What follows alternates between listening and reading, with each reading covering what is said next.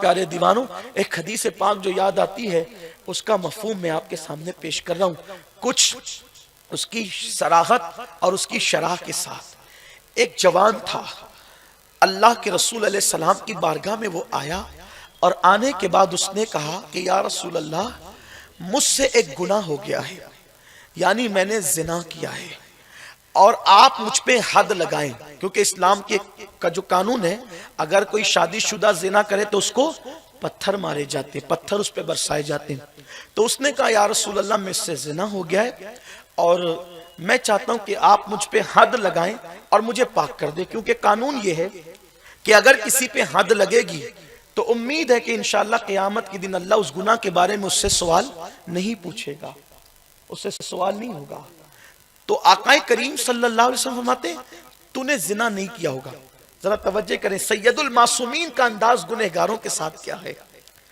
वो आकर के खुद कहते हैं मैंने जिना किया है, और आका अलैहिस्सलाम फरमाते तूने जिना नहीं किया होगा, सिर्फ तूने बोसो किनार कर लिया होगा, चल जा यहां से, जा जा। उसने कहा नहीं या रसूल अल्लाह, मैंने जिना ही किया है। सरकार फरमाते हैं अपने सहाबा से, कहीं ये शराब के नशे में गलत बातें तो नहीं बक रहा है, इसका मुंह सूंघो। तो लोगों ने मुंह सूंघा, कहीं नहीं या रसूल अल्लाह, ये शराब के नशे में नहीं है। फिर उसने कहा हुजूर मैंने जिना किया है। आका फरमाते हैं कि इस पे पागलपन का दौरा तो नहीं पड़ता है, कि ये पागलपन के दौरे की वजह से ये अपने आप को जानी कह रहा है। देखो सैयदुल मासूमीन, जिसकी नजर से खुदा की जात न छुपी, वो गुनहगारों के साथ कैसे हुस्न ज़न की दावत दे रहे हैं। वो इकरार किए जा रहे हैं कि मैंने जिना किया है, और हुजूर उस पर पर्दे पे पर्दे डालते जा रहे हैं। जब 4 बार उसने इकरार कर लिया तो फिर मेरे रसूल का 5वां फरमान ये था, ऐ अल्लाह के बंदे, ठीक है तूने जिना कर लिया था, लेकिन अल्लाह ने छुपा दिया था तो छुपा रहने देता, तूने बोला क्यों? तुझे बोलना नहीं चाहिए था। इसका मतलब यह है कि अगर गुनाह हो जाए और अल्लाह पर्दा डाल दे तो तौबा कर लेना चाहिए, चुपचाप बताना नहीं चाहिए।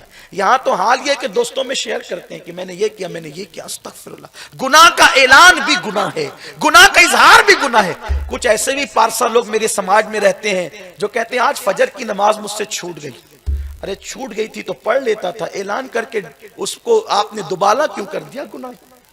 गुनाह का ऐलान भी गुनाह है।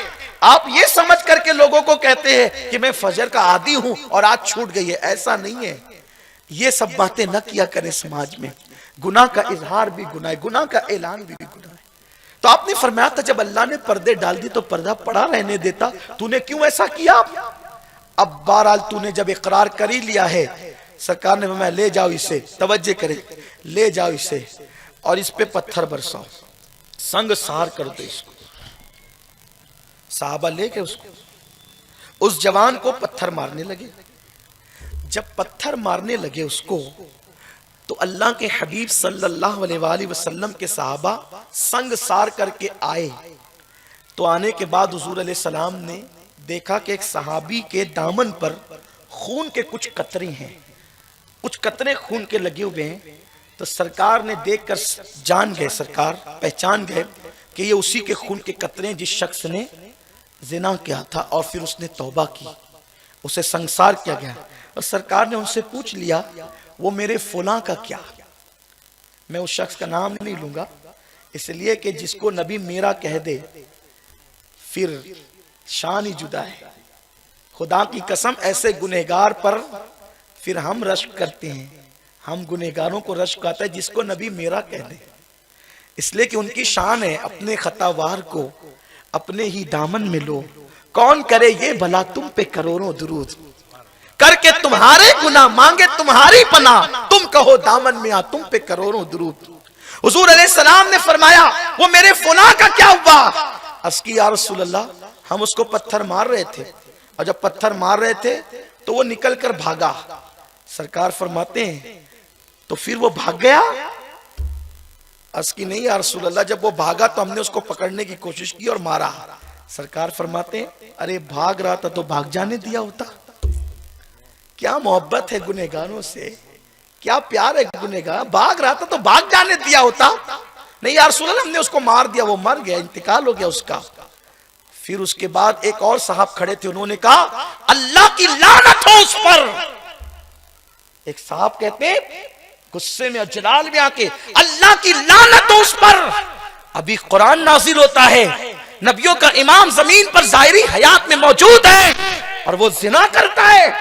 سرکار نے یہ جملے سنے تو سرکار علیہ السلام جلال میں آ گئے, فرمایا تم اس پہ لعنت کر رہے ہو, اس نے ایسی توبہ کی ہے اگر اس کی توبہ پورے مدینے والوں پہ تقسیم کر دی جائے تو سب کو جنت. تم اس پہ لعنت کرتے ہو, تم اس پہ لعنت کرتے ہو. دیکھو حضور علیہ السلام نے گناہ نہ دیکھا, حضور نے توبہ کا, توبہ کی کیا بات کہا, اس نے وہ توبہ کی ہے. اگر اس کی توبہ تقسیم ہو جائے, اس کی توبہ تقسیم کر دی جائے مدینے والوں پر, تو اللہ تبارک و تعالی ان سب کو جنت عطا فرما دے. یہ ہے توبہ. آئیے ہم سب بھی پکا ارادہ کریں, پکا عہد کریں. سرکار غوث پاک کی محفل میں آئے ہیں اور میرے غوث نے تو فرمایا جو میرے ہیں میں ان کو بغیر توبہ کے مرنے نہیں دیتا. سرکار غوث پاک فرماتے جو میرے ہیں میں ان کو بغیر توبہ کے مرنے نہیں دیتا.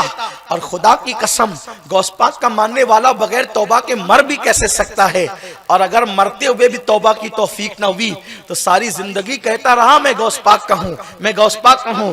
غوث پاک کا ہوتا تو توبہ کی توفیق ملتی, لیکن اگر توبہ کی توفیق نہیں تو کیا معاذ اللہ یہ کہ غوث پاک سے اس کا تعلق نہ تھا, اور پھر ان لوگوں کا تعلق غوث پاک سے کیا ہو سکتا ہے. اللہ اکبر. جن لوگوں کو نماز کے لیے ٹائم نہیں, جو مسجد کے زینے پہ بیٹھ کر کے اذان سے پہلے اٹھ کر کے نکل جاتے ہیں, چلو اذان ہوگی تو نمازی آئیں گے. غوث پاک کے نزدیک تو بے نمازی ہو کر انسان اپنا ایمان ثابت نہیں کر سکتا, وہ اپنی نسبتیں غوث پاک سے کیا ثابت کر سکتا ہے. میرے پیارے آقا صلی اللہ علیہ وسلم کے پیارے دیوانوں, سچی توبہ کی طرف آؤ, اچھی توبہ